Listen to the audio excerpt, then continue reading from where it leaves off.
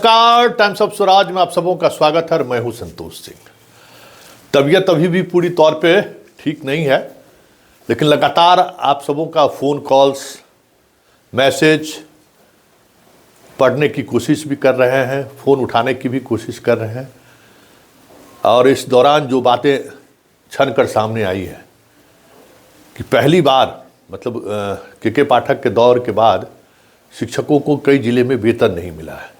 CMS में problem है सिद्धार्थ जी, इस वजह से वेतन नहीं। जहानाबाद, अररिया, भागलपुर, वैशाली, कई जिलों में बीपीएससी वालों का भी पेमेंट नहीं हुआ है, जो लगभग 2 तारीख से 3 तारीख तक पेमेंट हो जाता था। एक बड़ी समस्या उभर कर सामने आई है।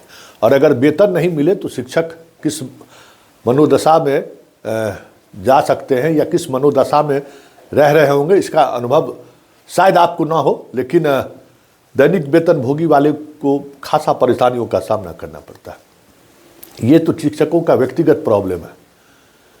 प्रशिक्षण के दौरान यात्रा भत्ता दे है, सादे कागज पर दस्तखत करा लिया जा रहा है, लेकिन किसी को यात्रा भत्ता नहीं दिया रहा है। आपका लेटर के बावजूद भी प्रशिक्षण दूसरे जिले में हो रहा है। अब तो प्रशिक्षण के दौरान 3-3 बार थंब इम्प्रेशन लिया जा रहा है और नहीं देने पर 7200 रुपया का फाइन दिया है छपरा में। ये भी एक बड़ा सवाल है, इस सवाल को भी जरा देखिए। तीसरा और सबसे महत्वपूर्ण सवाल मध्याह्न भोजन को लेकर है। अक्टूबर से आपने पेमेंट नहीं किया है। चोर आप खुद बना रहे हैं। कौन बना रहा है? आप खुद बना रहे हैं ना। तो ये आज के 3 बड़े मुद्दों पर हम आपसे बात करना चाहते हैं सिद्धार्थ जी। और ये तीनों मुद्दा इसलिए महत्वपूर्ण है कि इससे कहीं न कहीं आपका शैक्षणिक कार्यक्रम पूरी तौर पर प्रभावित हो रहा है। वैसे एक शिक्षिका की कल दुर्घटना में मौत हो गई है शाम के समय। आप जिद पर अड़े रहिए। आपकी जिद है कि शिक्षकों को स्कूल भेजते रहेंगे, वहाँ बच्चे रहें या न रहे, इस कड़कड़ाती हुई ठंड में वो जाएं, बीमार पड़े, कोई मतलब नहीं है। खैर, हम इस मुद्दे को, आज के इस मुद्दे में सबसे पहले हम शुरुआत मध्याह्न भोजन की कर रहे हैं। देखिए, 4 महीने हम तमाम शिक्षकों को एड्रेस कर रहे हैं। हम शिक्षा विभाग के एसीएस से हम इस बात को गुहार नहीं लगा रहे हैं, हम शिक्षकों से लगा रहे हैं। क्योंकि ये शिक्षक लगातार फ़ोन करते रहते हैं कि सर देखिए, हेडमास्टर हमको मजबूर करते हैं छात्रों की संख्या बढ़ा कर देने के लिए, हम कैसे दें, हम ये कैसे कर सकते हैं। कई तरह के तर्क हेडमास्टर और शिक्षकों के बीच द्वंद्व चल रहा है, जहाँ ये मध्याह्न भोजन की समस्या है। तो अब ये बताइए शिक्षकगण महोदय, 4 महीने से सरकार पैसा नहीं दे रही है। एक हेडमास्टर साहब रोते हुए कल हमको इस हालत में फ़ोन किए। फ़ोन हम लगातार वो फ़ोन किए जा रहे थे, फ़ोन कॉल्स भी नहीं उठा पा रहे हैं, लेकिन देखें कि एक नंबर से लगातार फ़ोन आ रहा है तो हमने उठा लिया। वो शिक्षक रो रहे थे लिटरली कि सर आज दुकानदार हमारे घर पर आके चढ़ गया है कि पैसा दीजिए, नहीं तो हम आपको सब कुछ कर देंगे। तो जो प्रोसेस है, 4-4 महीने आप पैसा नहीं दे रहे हैं। अब बताइए कि वो शिक्षक जो हेडमास्टर है मध्याह्न भोजन कैसे चलाएगा। और जितनी राशि सरकार दे रही है और जितनी राशि में अंडा मुहैया कराने के लिए कह रहा है, जितनी राशि में उन्हें पौष्टिक भोजन देने को कह रहा है, क्या वो संभव है? साथ काम करने वाले तमाम शिक्षकों को इस पर गौर करना चाहिए। ठीक है, हेडमास्टर साहब आपको छुट्टी देने में किसी के प्रति ज़्यादा सॉफ्ट रहते हैं, किसी के प्रति कम सॉफ्ट रहते हैं। आजकल महिलाओं को लेकर ज़्यादा हेडमास्टर सब लोग जो है सो दिल फेंक हो गए हैं, ज़्यादा सॉफ्ट दिखाने के चक्कर में। तो उसकी सज़ा वो भुगत रहे हैं। जमुई वाला वीडियो कल हम देखे भी किए हैं, और भी कई जगह जो घटनाएं घट रही हैं वो उनको वो सज़ा भुगत रहे हैं। गलत करेंगे तो सज़ा भुगत रहे हैं। लेकिन हेडमास्टर की परिस्थिति को भी आपको समझना होगा कि सरकार हेडमास्टर को करप्ट बना रही है। सरकार चाह रही है कि वो भी हमारे करप्शन का हिस्सा बने, और नहीं तो फिर हम कार्रवाई करें। 1700 हेडमास्टर पर कार्रवाई हुई है, और जब उन कार्रवाइयों पर आप गौर करिएगा ना, तो 1100 से अधिक हेडमास्टर ऐसे हैं जो सरकार और सिस्टम के साथ खड़े होने से इनकार कर दिया। जो साथ है उनको कोई परेशानी नहीं है। अब बताइए ना, कल एक समस्तीपुर से एक हेडमास्टर साहब हमको फ़ोन किए कि सर हमारे यहाँ से एक TRE 1 का शिक्षक रिजाइन करके चला गया है। उसके रिजिग्नेशन को हम लोगों ने एक्सेप्ट करके सब जगह भेज दिया है, लेकिन इस शिक्षा कोष पर आज भी जो है उसका सब कुछ दर्ज है। कल वो स्कूल फटक गया, कि भाई हमारा ज्वाइनिंग ले लीजिए। तो बोले कि भाई हम कैसे ज्वाइनिंग आपके लिए, अब तो रिजाइन दे दिए हैं। तो नहीं रिजाइन दे दिए, अब ले लीजिए ना, हम बात हो गई, ऊपर बात कर लीजिए आप वो हेड मास्टर साहब सख्ते में हैं। भाई ऊपर हम बात क्या करें, हम कैसे इसकी ज्वाइनिंग ले, इसका तो रिजनेशन हमने एक्सेप्ट कर लिया है। तो हम बोले कि भाई ऐसा क्या हुआ जो रिजाइन दे दिया। तो दिल्ली में रहता था, अपना उसको आने जाने में रहना पड़ता था, उस मिजाज के थे नहीं, वो अपना चल दिए रिजाइन दे के। लेकिन अब हुआ कि ट्रांसफ़र होने वाला है, देख लीजिए कैसे कैसे लोग आपके ट्रांसफ़र में आ रहे हैं। सिद्धार्थ जी, ट्रांसफ़र हो सकता है, ट्रांसफ़र का प्रोसेस शुरू हो गया है, हम अपने ज़िला में जा सकते हैं, अपने गांव के बगल में जा सकते हैं, तो क्यों नहीं नौकरी कर ले, फिर वहां पहुंच के अपना मैनेज करते रहेंगे। अब वो हेड मास्टर साहब सख्ते में है कि करें तो करें क्या, क्योंकि उनको पता है कि बीआरसी से लगातार उन पर दबाव बनेगा, लगातार फ़ोन कॉल्स भी आ रहे हैं। तो हमसे सलाह ले रहे कि हम करें क्या।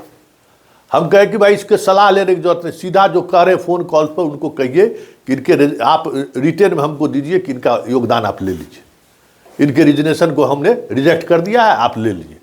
तो ये सर लिख सकते हैं, हम एकदम लिख सकते हैं, ये तो आपका राइट है ना, क्योंकि आपने उसका रिजनेशन एक्सेप्ट कर लिया है, तो आप उसको ले लीजिए। आप लिख के दीजिए, जिला शिक्षा पदाधिकारी हो चाहे डीपीओ हो, लिख के आप दीजिए कि भाई हम आप इसको फिर से योगदान ले लीजिए, आप बड़ी रहेंगे। तो इस तरीके का दबाव हेडमास्टर पर रहता है। तो आप हेडमास्टर के खिलाफ बगावत करिए। हम देख रहे हैं इधर ट्रेंड काफ़ी बढ़ा है, लेकिन जरा उनके जगह भी खड़े होकर देखिए कि समस्या क्या है, क्योंकि सिस्टम करप्ट करना चाहता है, और जब वो करप्ट होगा ना तो उसके आचार विचार व्यवहार में बड़ा बदलाव आ जाएगा।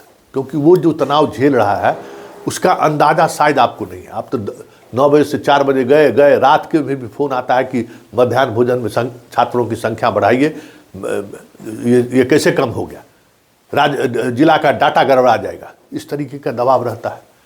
तो मध्याह्न भोजन में 4 महीने से पैसे नहीं दिए हैं, बताइए। उस शिक्षक रो रहे थे कि हमने घर पर चढ़ के जो है सो गाली गलौज किया है कि पैसा 4 महीना हो गया, दीजिए। अभी विभाग सरकार पैसा नहीं दे रही है। तो 4 महीने से शिक्षकगण कैसे खिला रहे, हेडमास्टर कैसे खिला रहा है, सिद्धार्थ जी आपको पता नहीं चल रहा है कैसे खिला रहा होगा, ये बताइए। कुछ न कुछ चोरी तो कर ही रहा होगा, या नहीं तो चोरी करने के लिए आप उसको मजबूर कर रहे हैं। आप प्रशिक्षण दिखे ना, आज ही अखबार में छपा है कि 2 बार जो प्रशिक्षण लिए हैं उन पर आप कार्रवाई होगी। अरे 2 बार प्रशिक्षण में भेजा कौन है? शिक्षक लोग चाहता है कि हम प्रशिक्षण में जाए? कोई शिक्षक नहीं चाहता है। 1 बार हो गया तो हो गया, वर्ष में 2-2 बार तो प्रशिक्षण आप खुद कराए जनाब। फंड था तो फंड को कैसे इस्तेमाल कर दें। शिक्षक तो लिख लिख के आपको दिया कि हम प्रशिक्षण कर लिए हैं, कहने ने 1 बार और कर लीजिए। क्यों? जो बीआरसी में बैठा हुआ है, प्रखंड शिक्षा पदाधिकारी के यहाँ जो लोग बैठे हुए हैं, वो अपना नाम कटवा कर जो प्रशिक्षण लिए हुए उसका नाम घुसवा देते हैं।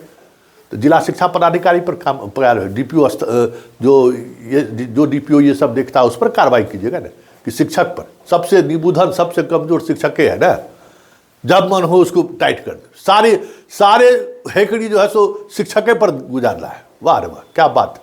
अब बताइए ना, छपरा में जो है प्रशिक्षण में 2 महिला 15 तारीख को नहीं मिली।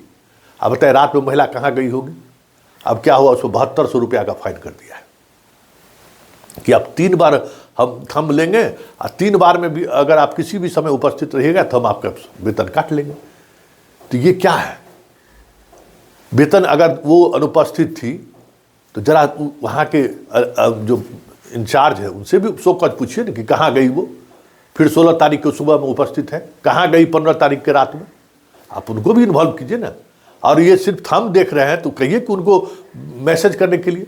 हाँ, ये अलग बात है कि ये खेला जमकर ये लोग खेल रहे थे, कि जो कुछ रसूख वाले जो शिक्षक थे वो इस तरीके के खेल खेल रहे थे, जो वहाँ जाके वापस चला रहे थे। अपना दिन में रहे, हवा जवाई दिए, रात में घर चलाते थे, फिर घूमते घूमते पहुँच जाते थे। तो ठीक है, उस पर कार्रवाई होनी चाहिए, लेकिन इसके कार्रवाई का मतलब ये थोड़ी है कि जो काम करने वाले शिक्षक हैं, जो प्रशिक्षण के लिए अस्थायी प्रशिक्षण लेने वाले शिक्षक, उन्हीं पर आप कार्रवाई कर दीजिए।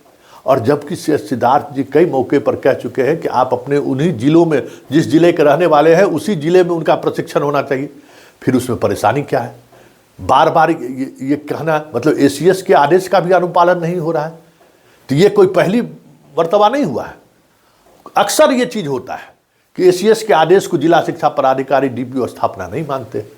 ये भी बात सामने आ रही है।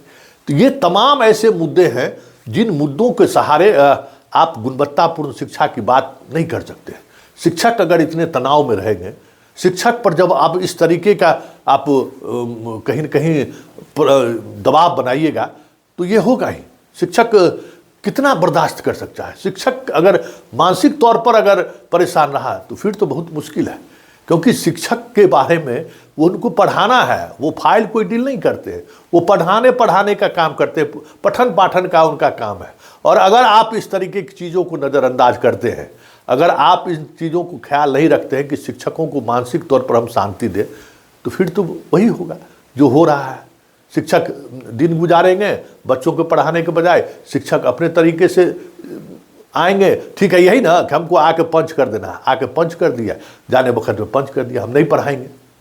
इस तरीके से तनाव दीजिएगा, वेतन समय पर नहीं दीजिएगा, सिर्फ कटौती पर भरोसा करिएगा कि पनिशमेंट दीजिए, पनिशमेंट कीजिए, पनिशमेंट कीजिए। तो ये जो पनिशमेंट का जो नेचर है ना, उससे आप बहुत ज़्यादा सुधार की गुंजाइश नहीं कर सकते।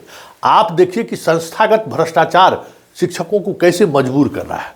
आपके विभाग का जो संस्थागत भ्रष्टाचार है वो कैसे शिक्षकों को लाचार अविवश कर रहा है, कैसे वो मानसिक मन स्थिति में पहुंच जा रहा है कि जहां से उसको बाहर निकलना मुश्किल हो जा रहा है। जरा ये देखिए, बाहरी दबाव भी शिक्षकों पर बहुत है। प्रशासन का सबसे निचली इकाई स्कूल है, हर किसी की नज़र अब स्कूल पर है। के पाठक ने तो इतना कर दिया है कि हर पूरे गांव की नज़र अब स्कूल पर है, और स्कूल को लेकर कितने सक्रिय गार्जियन है जमुई की घटना से देख सकते हैं कि अब हिसाब मांगने लगे हैं गांव के लोग। तो ऐसे में तो स्वाभाविक तौर पर विभाग भी अगर इस तरीके से मानसिक तौर पर प्रताड़ित करेंगे शिक्षकों को, तो फिर शिक्षा तो नहीं ला पाएंगे आप। बच्चों को पढ़ाने की बात जो आप कर रहे हैं ना, 50,000 करोड़ से अधिक की राशि आप खर्च कर रहे हैं, लेकिन रिजल्ट सिफर होगा ये भी तय मानिए।